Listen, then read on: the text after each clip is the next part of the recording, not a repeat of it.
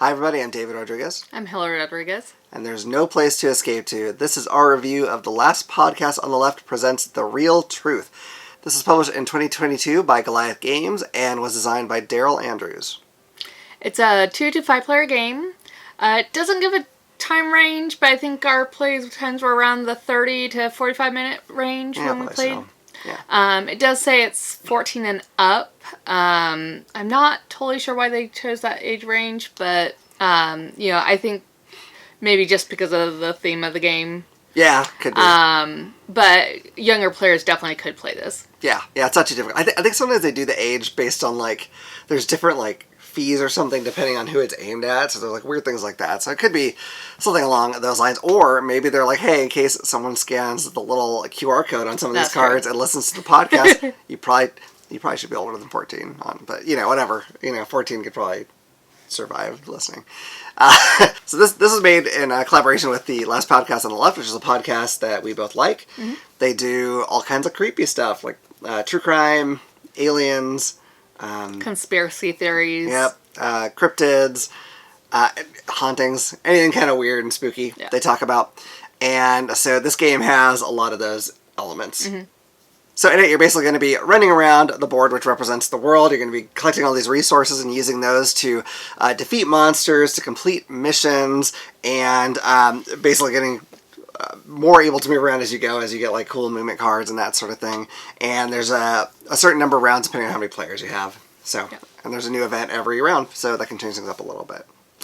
So, a lot of being said, let's get to the art and components.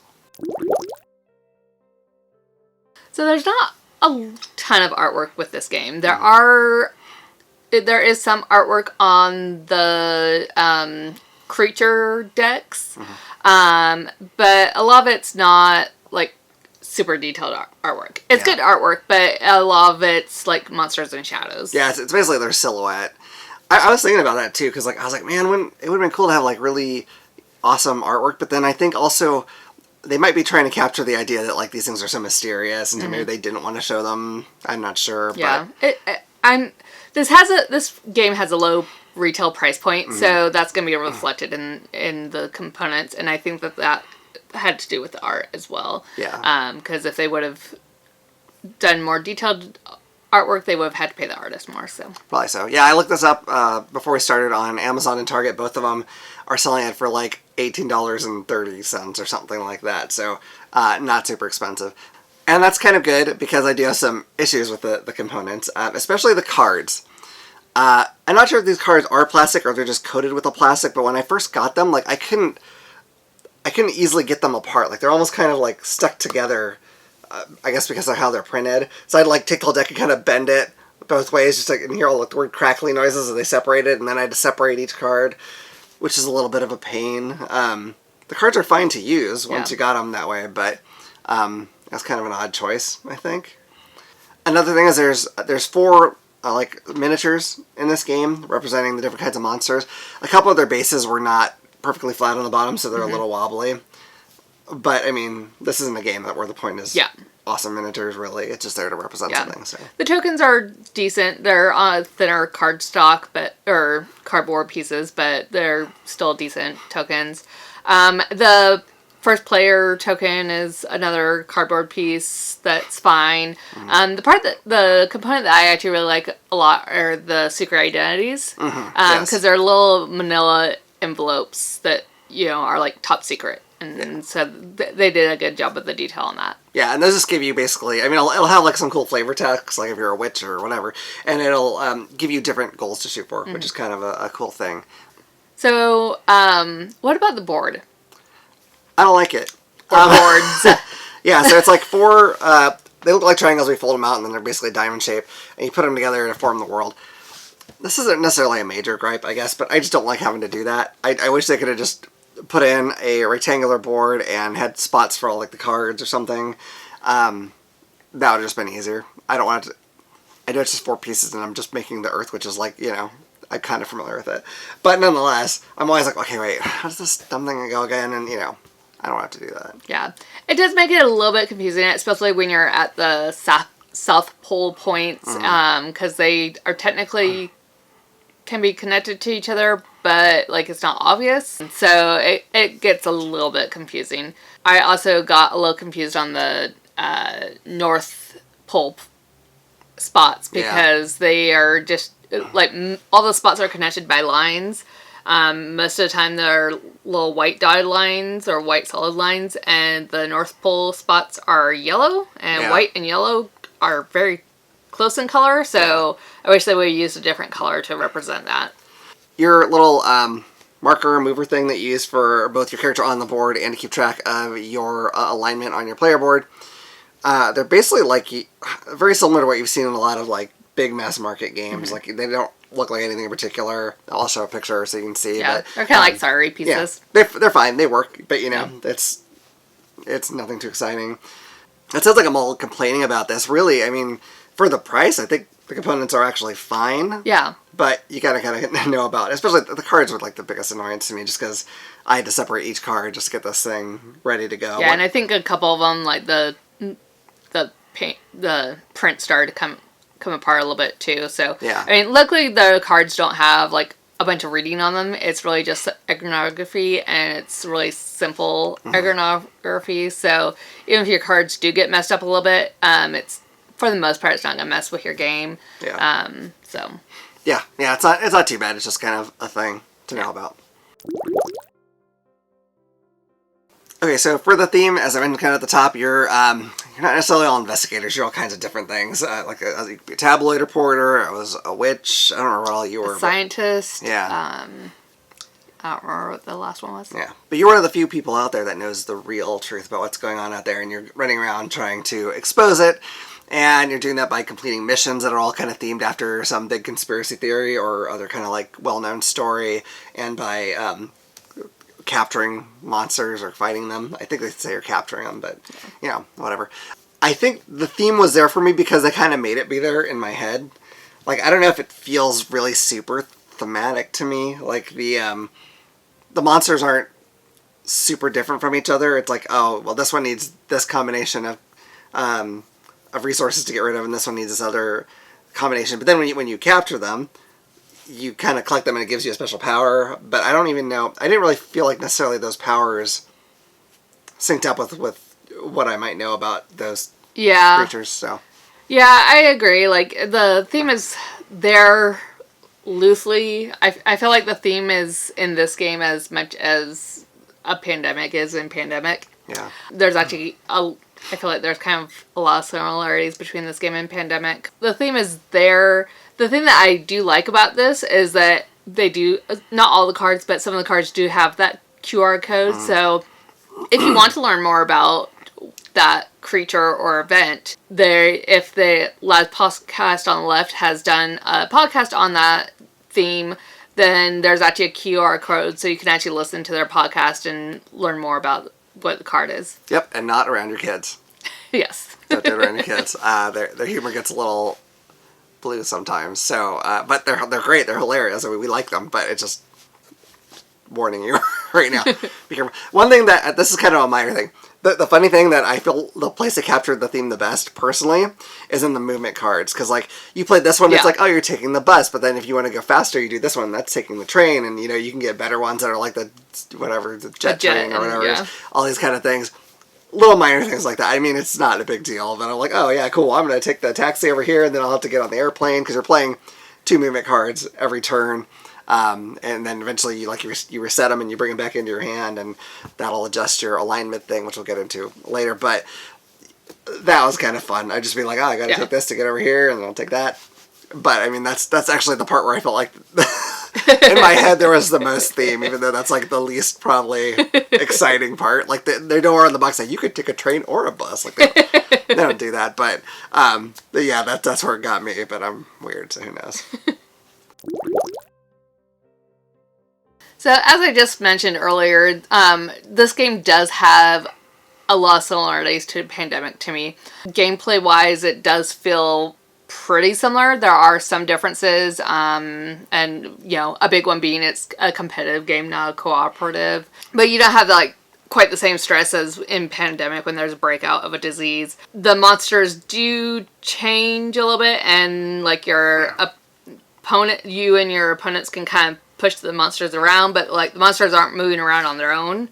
So it's fairly easy to avoid the monsters if you are trying to. But that being said, like there's enough differences that, you know, they do, like, I feel like they kind of fill a different niche for gameplay. One of the things I do like is that when you take out a monster, like all the monsters of the same type of creature still vary. Like the items that you might need, or like there's an alignment track, and so to be able to capture a monster, you need to be within one of their alignments. So if they're at a 3, you need to be at a 2 or 4 or 3, and so having to keep that in mind, and of where your alignment is versus what the monsters are around you, or you can collect followers, and that has to deal with your alignment track too. So there's a few more things I feel like there's more things to keep track of in this game versus Pandemic.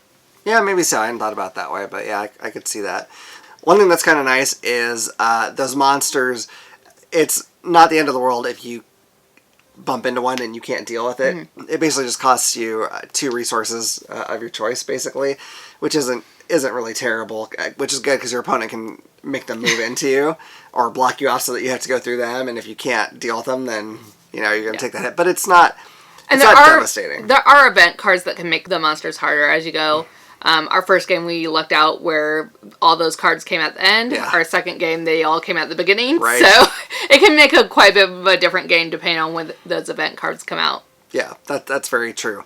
One thing that I noticed, like in the first game we played, I should probably talk about how you get resources. So every location on the map is coded to a color of one of the resources that also matches a type of monster. But so every time you land on, like, say, a green space, you take a green resource. That's basically how you get it. Pretty simple to collect them, and you can choose your path to do so. The first game, like, I didn't feel like I could spend those resources fast enough. And granted, part of it was because I got abilities fighting monsters that gave me, like, one of, like, this one every round or whatever.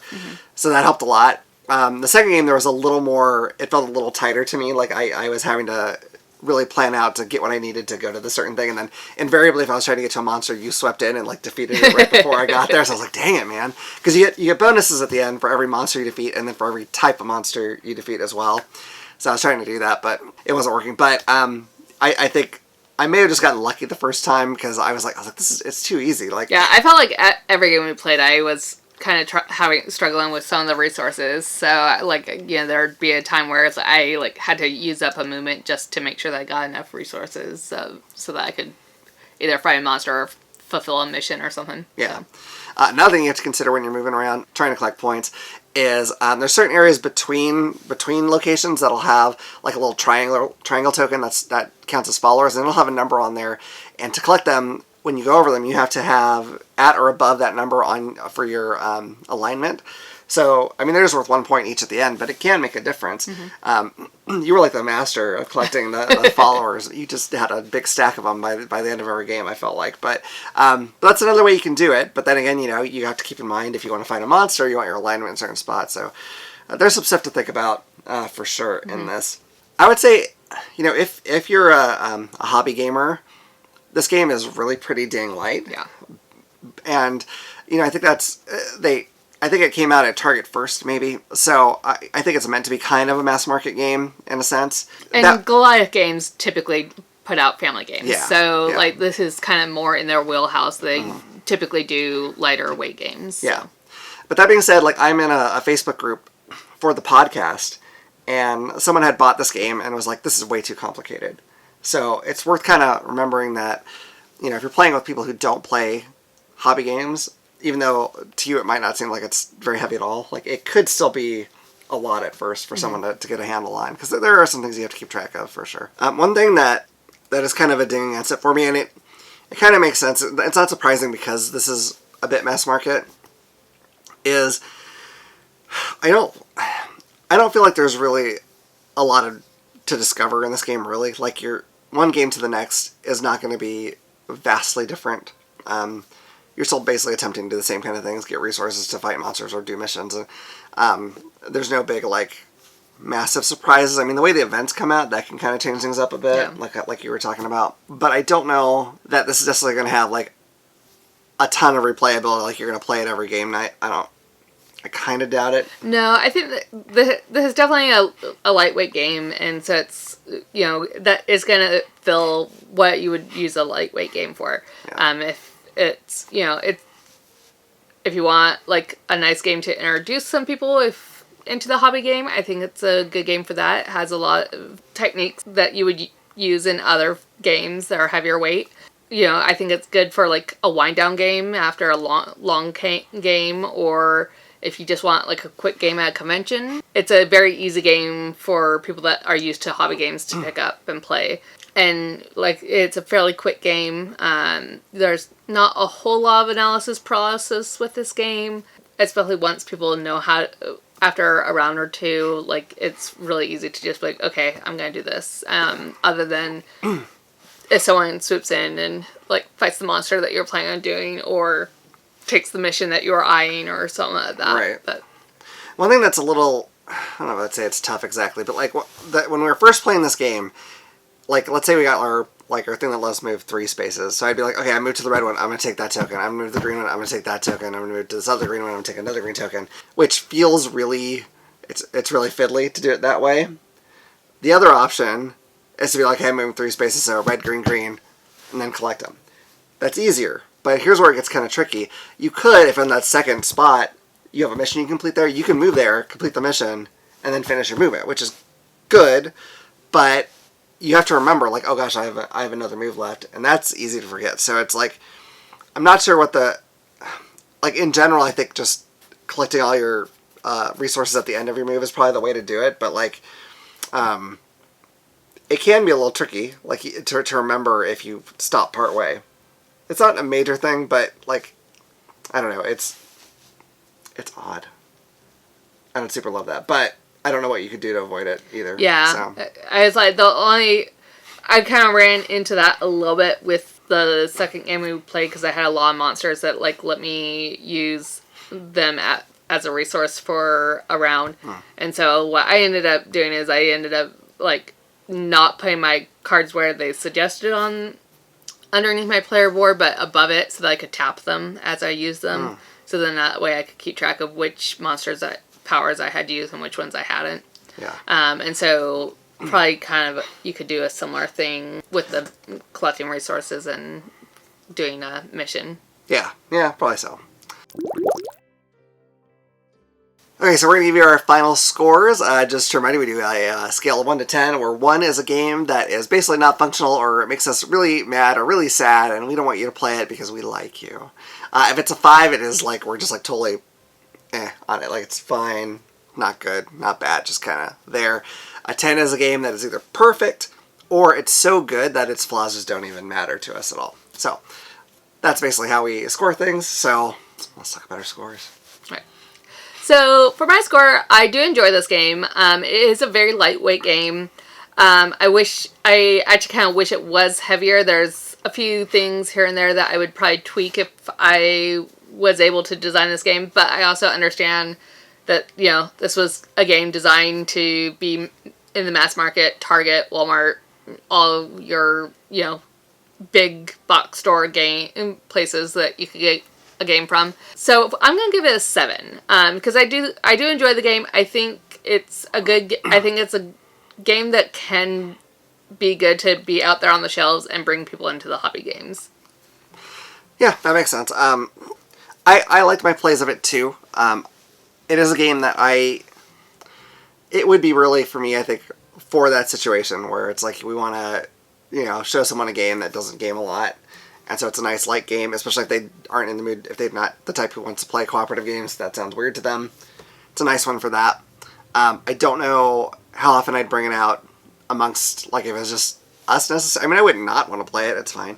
Where I'm at with this is I think I'm at a 6. Like, I do like it. It's better than average for sure. But it doesn't feel different enough to me from game to game that I'm going to want to play it a ton. Like, I can see going back to it every now and again, but I don't know if it would even be like the first thing if we're going to go back and play a game we haven't played, if it's what I would grab. Maybe if I want something that was just very light and breezy, I guess. But yeah, either way, that's where we're at. 6 and a 7. So There you go. And you know, if you're new in the hobby and you're like, oh, some of these games are crazy complicated, this might be a great choice for you. You know, because you could pick it up a little easier than some of the other stuff that's out there that can really take you by surprise with how complicated they can be. So, yeah, and if you have any questions for us, leave them in the comments, and if I can help you out, I will certainly do that if you need it. Okay, so stuff that we have planned for the channel. As we mentioned a few times before, we're going to be doing a video where we compare Lorcana, Magic the Gathering, and Grand Archive to each other and help you figure out which one might be for you and where we're at with each one. We're going to be reviewing Marvel Zombies. There's a lot of Marvel Zombie things. I don't think we're going to incorporate every single bit of that into the review because that would mean that review's coming out in like a year. So, but we're gonna try a few things in there and give you an idea of what our thoughts are.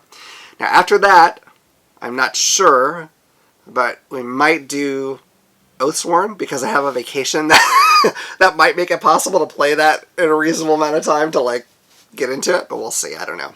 It may have to wait till after the holidays. It will happen though at some point. For sure though, Marvel Zombies and the little three-way match between the card games, that's going to happen. So, I hope you've enjoyed this video. If you have, please hit like and subscribe and click the little bell icon so you can know about the next time we put out a video. Otherwise, I look forward to see you all around the table again at All Games New and Old. Bye.